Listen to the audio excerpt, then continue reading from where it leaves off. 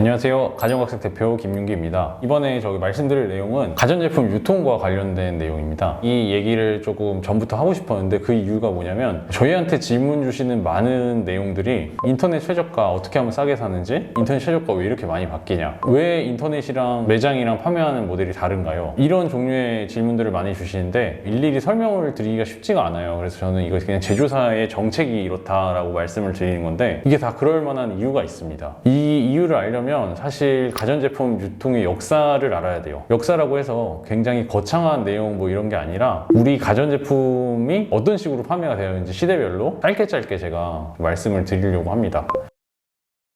우리나라 최초의 가전제품 회사는 금성사인데 1958년에 설립이 되었습니다. 1959년에 국산 최초의 라디오를 시작으로부터 선풍기 이런 제품들을 많이 만들면서 판매를 하게 되었는데요. 그 전까지는 수입 가전이 주를 이뤘는데 금성사가 나오고 나서 1960년부터 우리나라 가전들이 우리나라 사람들한테 판매가 되기 시작합니다. 1960년대 같은 경우에는 수요나 공급 모두 저조한 상황이었습니다. 사람들이 가전제품을 살 수 있는 여유도 없었고 그 다음에 가전제품을 만들어서 공급할 수 있는 회사도 많지가 않았습니다. 이때 주 고객층은 어디였냐? 바로 정부였습니다. 실제로 정부가 1960년대 라디오를 구매해가지고 지역에 라디오를 보내주기 시작을 했어요. 뉴스라든지 이런 거를 다 들을 수 있게 하려고 라디오를 전국 곳곳에 보내기 시작했고, 이 금성사 라디오가 선정이 되고 공급을 하면서 금성사가 되게 커질 수 있는 그런 발판을 마련을 했습니다. 가전제품 기술 R&D도 투자를 하고 해가지고 우리나라 1호 가전들이 굉장히 많이 나와요. 금성사 냉장고, 흑백 TV, 백조 세탁기 이런 거 모두 다 1960년대에 우리나라 1호 가전으로 처음 출시를 하게 되었습니다. 이게 본격적으로 팔리기 시작한 거는 1970년대부터예요. 가전제품 여전히 부자들만 사용할 수 있는 그런 제품들이었습니다. 그 당시 TV 값이 직장인들 월급을 거의 1년 가까이 모여야 살 수 있는 그런 정도의 수준이었다고 합니다. 한 예로 말씀을 드리면 저희 부모님이 초등학교 때 1970년도에 TV가 없어가지고 TV를 보려면 그 동네에서 가장 부자인 집에 가가지고 다 같이 모여서 TV를 봤다고 해요. 그 정도로 부자인 사람들만 가전제품을 살 수 있는 시대였고, TV를 구매를 하려면 추첨을 해서 판매를 한 적이 있다고 합니다. TV 생산된 양이 굉장히 적었기 때문에 너무 구매를 하고 싶은 사람들이 많아서 추첨해서 준다고 했고, 그리고 이때 가전제품을 사려면 전파사라는 곳이 있었어요. 가전제품들을 고쳐주는 그런 상점이었다고 합니다. 그래서 그런 상점에 내가 TV가 필요하네요, 세탁기가 필요합니다 이렇게 말씀을 해주면 그 상점에서 제조사에 직접 연락을 해가지고 세탁기를 받아가지고 설치를 해주고, 이런 시스템으로 유통이 되었다고 하고요. 그리고 가전제품 대리점도 이때 처음에 등장을 하게 되는데 큰 도시를 가야지 있었다고 합니다. 그래서 이렇게 사람들은 가전제품을 사고 싶으면 전파사에 얘기를 하거나 아니면 읍내 시내를 나가가지고 가전제품 대리점을 방문을 하는 그런 식으로 구매를 할 수 있던 시대였고, 그 다음에 1980년대부터가 진짜라고 생각을 하는데 1980년대에는 공급과 수요가 어느 정도 맞춰주는 시대였어요. 우리나라가 1980년대부터 점점 잘 살기 시작했다고 하거든요. 그래서 가전제품을 살려는 사람들도 굉장히 많아졌고, 가전제품을 파는데도 어느 정도 기술 개발이 돼가지고 어느 정도 판매를 할 수 있었고, 이런 시대였습니다. 1980년대는 영업 전담 부서가 나타나기 시작해요. 그리고 대리점들도 굉장히 많아지기 시작하고 집단 전자상가라는 게 생겨나서 이때는 종로에 세운상가라는 데가 있어서 그쪽에 가가지고 많이 가전제품을 구매를 했었고, 그 다음에 이 세운상가가 용산으로 또 옮겨가면서 가전제품을 사러 사람들이 용산에 많이 갔다고 합니다. 그래서 이때는 수요와 공급이 모두 다 올라가는 시대였는데, 이때부터 이 가전제품 판매를 하는데 차이가 일어나게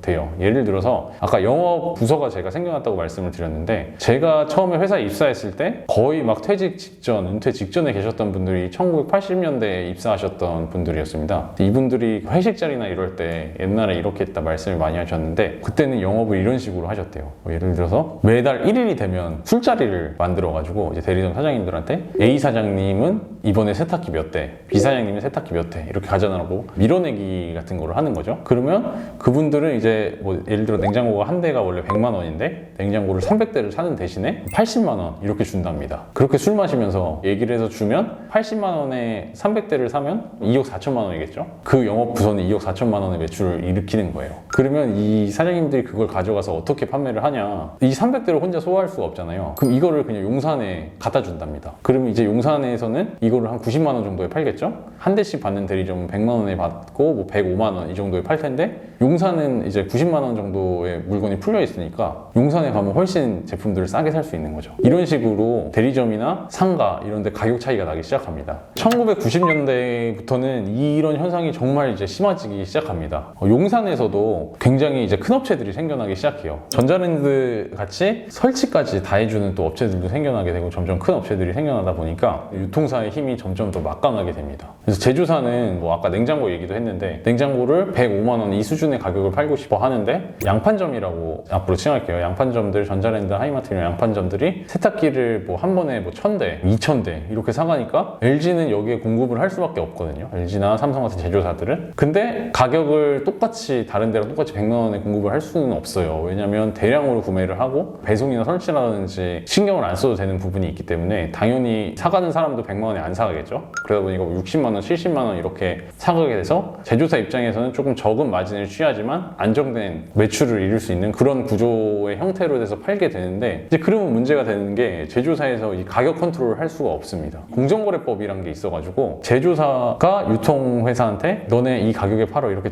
얘기를 할 수가 없어요. 그리고 제조사가 유통을 못하게 하는 시대가 있었습니다. 유통을 같이 이제 제조사에서 못하게 하다 보니까 유통회사들의 힘이 되게 세지게 돼요. 그렇다 보니까 가격도 점점 또 내려가게 되고 유통회사에서도 매출이 필요하면 냉장고가 100만 원에 시장에 유통되고 있는데 80만 원에 팔거나 이렇게 되거든요. 그렇다 보면 유통업체 마진도 줄어들고 제조사 마진도 줄어들어서 결국에는 어떻게 보면 일반 사람들은 싸게 살 수 있는 장점이 있다고 생각을 하는데 이면에는 굉장히 안 좋은 점들이 많이 생겨나요. 뭐 그 중에 대표적인 게 제조사들이 연구 개발에 투자하는 비용을 줄인다던가 그래서 우리나라는 이제 글로벌 기업이랑 경쟁을 해야 되는데 우리나라 기업 경쟁력을 약하게 한다던가 그러면 결국 이 상태로 5년 10년이 지나면 그 피해는 다시 또 이제 소비자들한테 들어오는 피해가 되겠죠. 그리고 또 무슨 현상이 발생을 하냐면 사람들을 보면서 팔게 됩니다. 경쟁이 이제 치열하다 보니까 어떤 사람한테는 냉장고 하나 팔면 10,000원만 남기고 파는데 어떤 사람한테는 냉장고를 10만 원 남기고 팔아요. 그래서 1990년대 용산에 무슨 일이 생겼냐면 저도 이거를 일하면서 예전 사장님한테 많이 들은 건데 용산역에서 가면 이제 삐끼들이 나타나게 됩니다. 이게 주로 혼수 마련회로 같은 뭐 엄마 손잡고 온 딸 뭐 이런 모습을 보면 접근을 하는 겁니다. 그래서 우리 매장에서 이따 오시면 싸게 해줄게요. 이러면서